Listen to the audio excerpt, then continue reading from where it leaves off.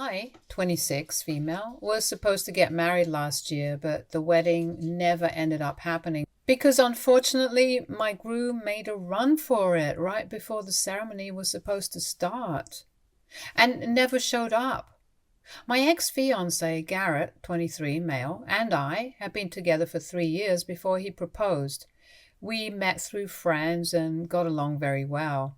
The first time we met happened to be at a party hosted by one of our common friends. We discovered that we had a lot in common and ended up talking the entire evening, after which he asked me out. I said yes, and we went out on a couple of dates and realized that we really liked each other.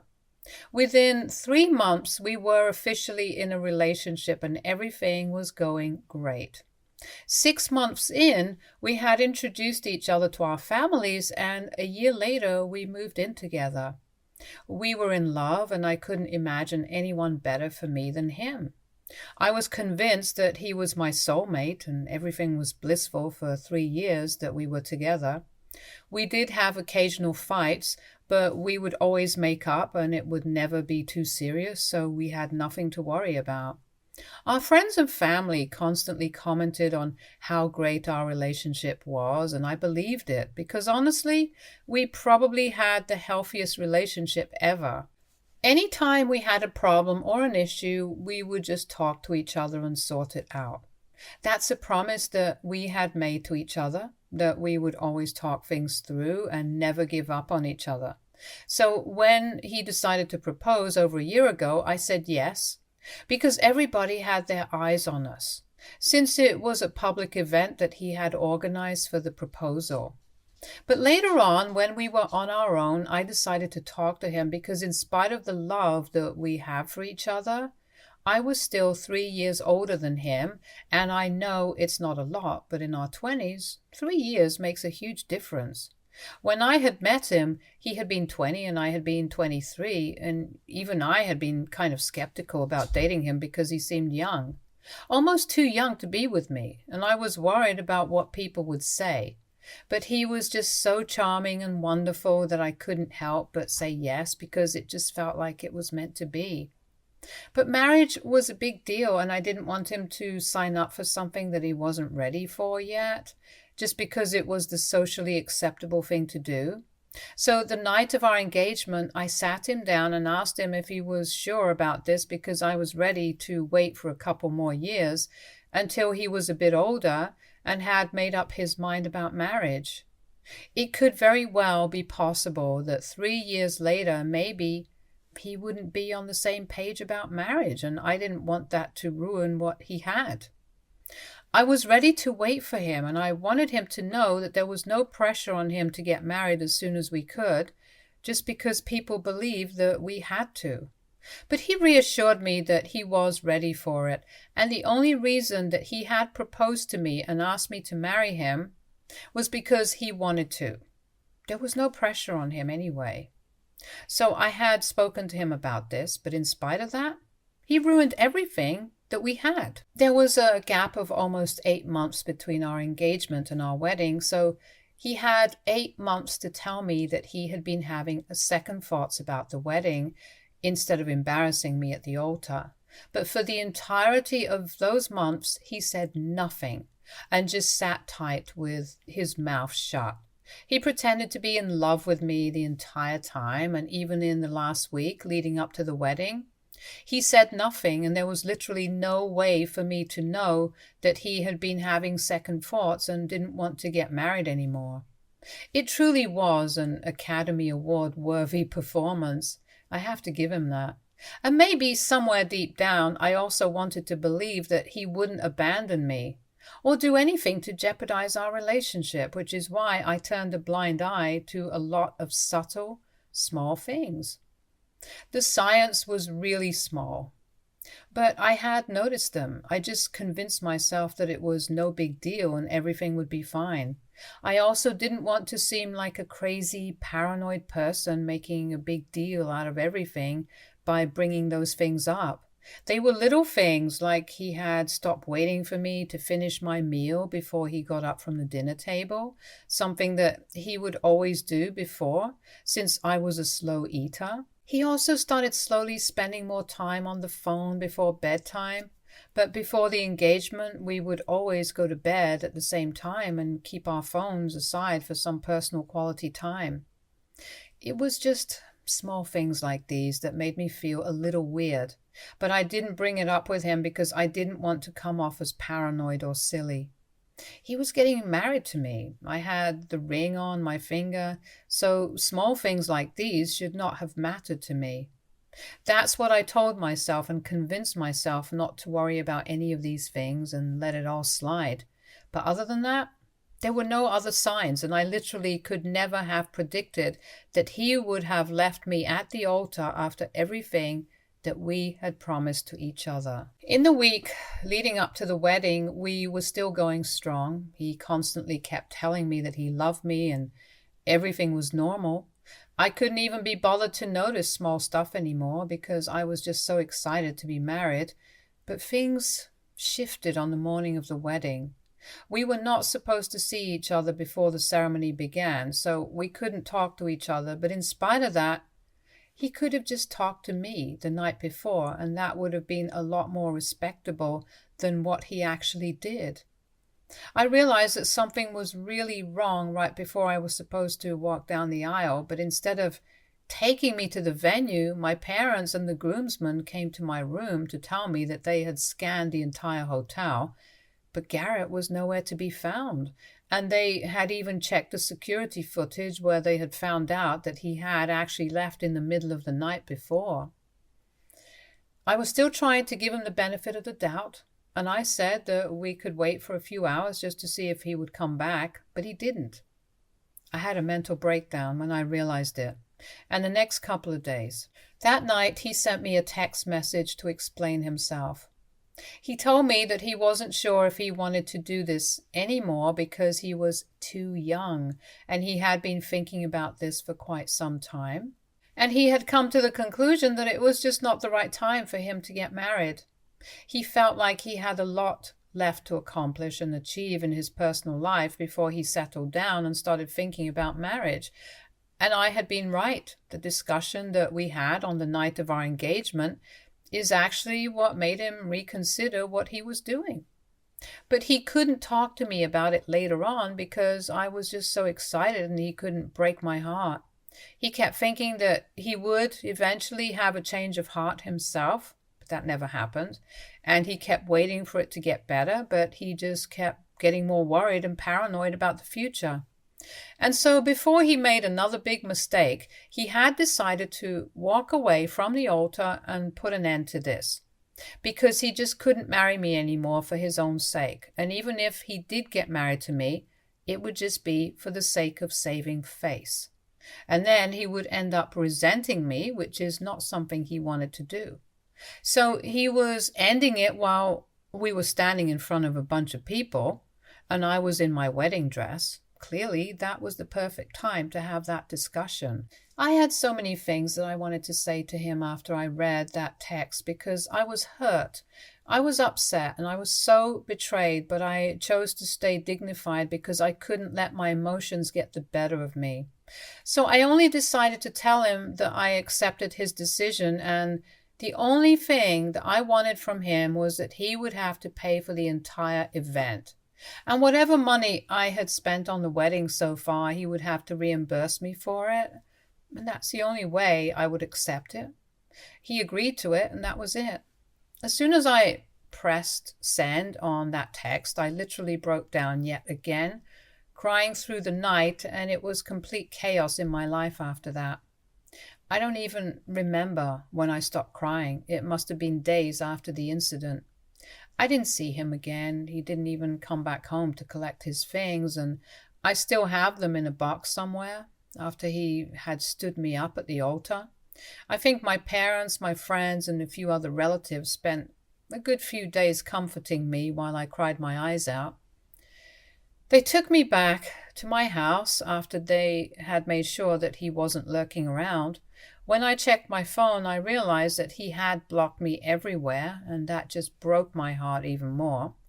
My parents stayed with me for a few weeks after the wedding, and my friends were kind enough to come and visit me every day.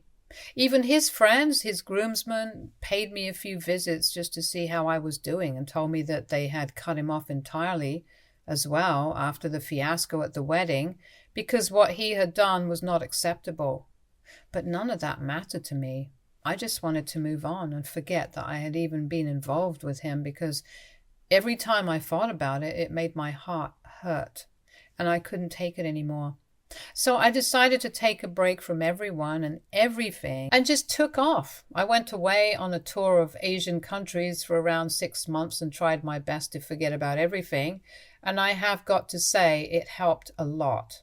I know that this is not something that is accessible to everyone, but I am a working woman myself, and I have quite a lot of money saved up since I work in the field of investment banking, which is quite hectic but pays really well. Also, my dad is the CEO of his own business, which is quite lucrative, so he helped me out with the funds as well. And after my really long vacation, I came back feeling rejuvenated and like a totally different person. I moved out of my old house and into a smaller studio apartment so I could start afresh, and things have been going well so far. I also started therapy because it was quite necessary for me to really heal and recover from my past relationship, and it was quite helpful.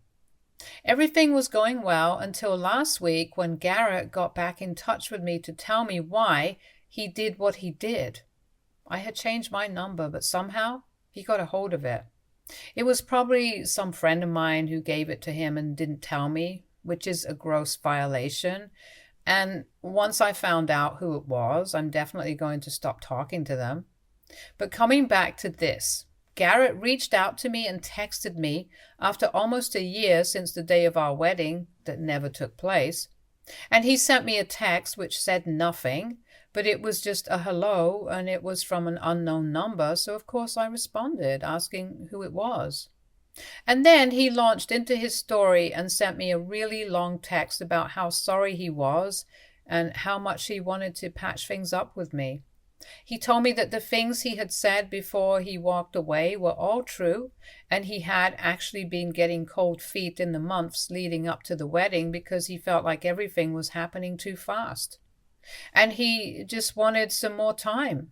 But now, almost a year had passed, and he was doing a much better career since he had received a promotion and was in a much better position now. So now he felt he had accomplished something, and being married was not the only thing that was going to define him. He told me that he had thought about it for a long time, and he had come to the conclusion that he had seriously screwed our relationship up, and I didn't deserve it. He told me that he would like to give us a second chance and was ready to get married to me now if I was still willing to accept it and take him back the way he is. It's just a bunch of baloney about how he was sorry and hadn't stopped thinking about me ever since he left. If that was really true, he would have at least tried to contact me once, but he didn't. He kept talking about how he was a different man now, but if that was the case, then he still wouldn't be yapping on about himself and completely ignoring what he had put me through. A year later, after receiving the text, I realized how much progress I had made because that message made me feel nothing but annoyance towards him. Because it was such a pompous and disturbingly insensitive and tone-deaf thing to have said to me. To think that he was even in a position to suggest that he was ready to give us a second chance was so delusional and lacked awareness on so many levels that I realized what an idiot I had been with. I could have left it at that. I just ignored the message that he sent, but I did something which might have made me the a-hole. So last week, I decided to go out on a date with a coworker of mine. He was new and had been working with us for only a month, but we had been talking a lot. It felt weird because I wasn't completely over Garrett, but I felt like it was about time that at least I tried to move on from him actively. I had healed emotionally, and I had come to terms with the fact that he was never going to come back. And even if he did, I was not going to take him back. But still, a teeny tiny part of me still hasn't been able to completely forget him, which is why I hadn't been out on any dates in the past few months. However, my coworker and I had been talking for several weeks now, and I really liked him. I wouldn't say that I have feelings for him or anything of the sort, but I definitely could see something happening between us, and I wanted to give myself a real chance at a relationship again, because Garrett might have broken my heart, but I wasn't going to let that dictate every other relationship of my life. So after a lot of deliberation, I said yes.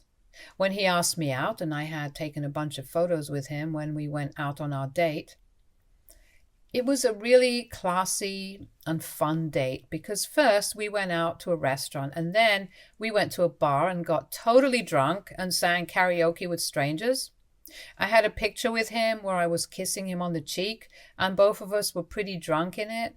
It was a cute picture and I knew that if Garrett saw it, he would lose his mind. So I decided to send it to him and then block him.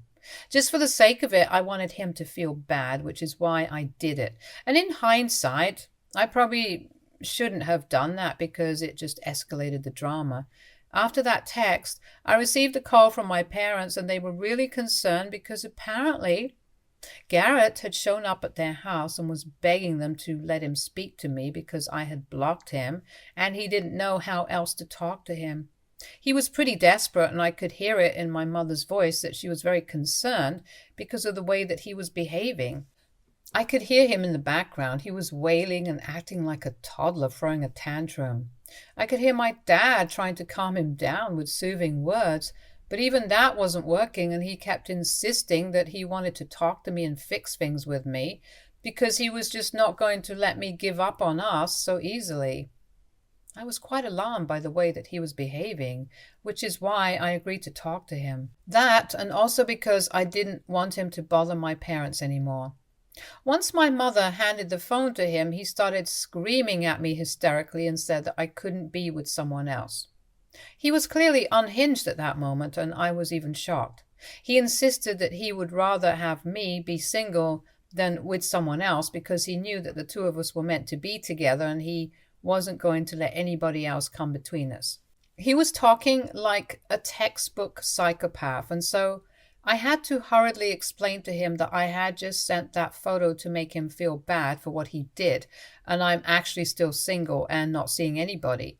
The guy in the picture was just a friend and we were drunk. He continued to cry for a couple more minutes, but then he said he was relieved and he knew that I would never do that to him. I didn't really know what to say because it was really awkward, so I just kept quiet. The truth is, I don't really know if I should classify myself as single or not because I am kind of seeing my coworkers, but he was just acting so crazy that I couldn't bring myself to tell him that I wasn't exactly single. But I wasn't exactly taken either. I just wanted him to get out of my parents' house because I was concerned about them. On the phone call, he went on talking about how he knew that he and I were soulmates and that I was going to forgive him for his stupid little mistake and take him back. He then told me that no matter how much time it took, he would make sure that I forgive him and he would wait around for me to come back. Before I could say anything, he apologized for bothering my parents and then handed the phone back to my mother. I explained everything to my parents once he was out of the house, and they thought that what I did was pretty out of order because I never know what people are going through and clearly there is something wrong with Garrett. So I never should have sent that photo to him, even if what he did to me was wrong. I had no reason to stoop to his level and try to hurt him back, and I should have just let it go because it was not worth the drama. They also believe that I need to be honest with Garrett because clearly he is unstable. And there's no telling what he might or might not do any time out that I'm actually seeing somebody. And it happens to be the same guy that he was crying about. That I'm bad and think that in order to prevent another mental breakdown, I should just come clean to him. Because when he finds out that I'm actually seeing somebody and I had lied to him, things are going to be much worse. I don't owe it to him, but it's a decent thing to do, and it's also important for me to do right by my coworker. I want to think that my parents are right, but I also don't know if I want to talk to Garrett again because I have lost feelings for him, and I don't think that he is entitled to know anything about my life, let alone anything about my love life. He is simply not entitled to that information, and his mental health is completely his business. I'm not responsible for it. Just like he was not responsible for mine when he left me at the altar. I'm just feeling very confused about what to do. AITA for sending my ex-fiancé a picture with the guy that I'm seeing to make him feel jealous when he reached out to me after standing me up at our wedding. Update 1. Hi guys. So after a lot of thinking, I have decided that I'm not going to say anything to Garrett, and my parents were wrong. I'm really not bound to tell him anything about my life. If he feels bad about it, then he can just continue to feel bad about it. It's not my problem. He had a psychotic meltdown. I feel bad for him, but that's the most I can give him, my sympathy. I'm not going to give him another chance. I think my parents were only overreacting that day because he went to their house, and they were very concerned about what they saw. It's obviously more difficult to not feel bad for somebody when you witness their mental breakdown firsthand. And that kind of explains why my parents were so kind to him, because they couldn't help it. We are good people after all. However, let me just reiterate this once again. It is simply not my problem. It's just been one day since I put up my original post. Your response has already been so overwhelming that I have come to the conclusion already, and I know what to do. I was just questioning myself for no reason. He was the man who left me at the altar, and that should have led to a much bigger mental breakdown than it did. But he didn't look back to check on me and see if I was doing fine. Instead, he actually blocked me everywhere and pretended that I never existed, so why should I do anything different for him? I'm glad that I did what I did. I could have been less petty, but that wouldn't have been as much fun. And anyway, Garrett has a better career by now, so I think he should just focus on that instead of trying to get back with me and doing something that is just not possible anymore. Update 2. So I told my parents about my decision to not talk to Garrett and keep him blocked. They were a bit resistant at first and said that I shouldn't do that because that would probably lead to another breakdown. He finally found out about my relationship, and I told him that was his problem entirely and I was not responsible for it. I explained everything to them calmly and they seemed to understand. They told me that the only reason they were worried was because they didn't want something like that on my conscience, because it takes a lot away from a person when they realize that the other is behind somebody else's depression, and they are right. But that doesn't mean I'm going to go out of my way to be nice to somebody and think about somebody who literally left me before my wedding and had no qualms about walking away from our relationship. That is not the kind of guy that I care about, and I am simply done with Garrett. I want nothing to do with him anymore. Update 3. Hey guys, so it's been 2 months since Garrett first reached out to me, and since then he has tried several times to get back to me. He tried texting me from different numbers, emailing me, but I just ignored all of it. He even started talking to our friends again and begging them to put me in touch with him, just like he had done with my parents, but they refused. Nobody had any sympathy to spare for him after what he had done, and I, for one, am glad about it. He also tried to go back to my parents' place, but they nipped it in the bud this time and told him that if he bothered them again, then they would call the cops on him, and that scared him enough to leave.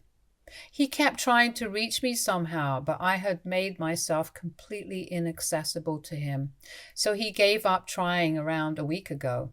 I also learned from a couple of my friends that he had been lying about doing better career-wise and that he had actually started a business of his own, which was flopping really bad. So that explains the breakdown that he had. Clearly, he was finding it very difficult to deal with his own failures and confront them. So he thought that coming back to me would give him a sense of accomplishment or whatever. I don't really know how stupid people think, so I don't understand the psychology behind it, but I am guessing that his business feeling is probably one of the reasons why he had that breakdown at my parents' place and was acting so psycho. Anyway, that's none of my business anymore, and that's his problem to deal with. My coworker and I are still seeing each other, and for those of you who are asking, yes, he is aware of my past, and he asked me out in spite of that. He knew that I had been dumped at my wedding just a year ago, and that I hadn't entirely moved on from it, but he still wants to be with me, so we'll just see where this goes. We are taking it slow and steady right now, but I really like him, and I think he likes me too. Some people might say that it's way too soon to tell or be sure of anything, but I took my time with Garrett and that turned out to be the wrong decision. So if I have learned anything from that experience, it is that time means nothing. If somebody has great energy and you like them, you should just go for it without thinking about what other people might say. Garrett and I are perfect on paper, and look how that turned out. So a lot of you guys mentioned that it was too soon for me to actually like somebody because it's just been a year since Garrett and I broke up, but I don't really care. I'm going to go with what my gut says this time and see how it works out. Update 4. Hey folks, I can't believe I'm back after almost 4 years and with such great news. But first things first, in my last update almost 4 years ago, I mentioned that Garrett had given up trying to contact me. About 2 years later, when he found out that I was in a relationship with my coworker, he had another breakdown and he actually showed up at my house in the middle of the night and a drunken scene which woke up all the neighbors. And when I tried to tell him to leave, he threw a beer bottle at me, but I dodged it and cursed me out. That was the point where I decided that I had had enough and I called the police, pressed charges against him, and then got a restraining order against him. Haven't seen him or heard from him since then, and I think he moved away with his family a couple of months later. So that was that, and I'm glad to be rid of him, honestly. I'm also glad that he stood me up on my wedding day and walked away from the altar, because now I'm married to the guy who is really my soulmate. About a month ago, I got married to my coworker, but I guess I should call him my husband now. He is everything that I dreamed of, and even though my wedding was much smaller and much more intimate this time around, it was a huge success because the groom didn't run away before the wedding. All jokes aside, I truly got lucky with him, and I hope that we keep making each other laugh and smile throughout the rest of our lives. I couldn't be happier. Stay tuned for more stories from Argo Relationships.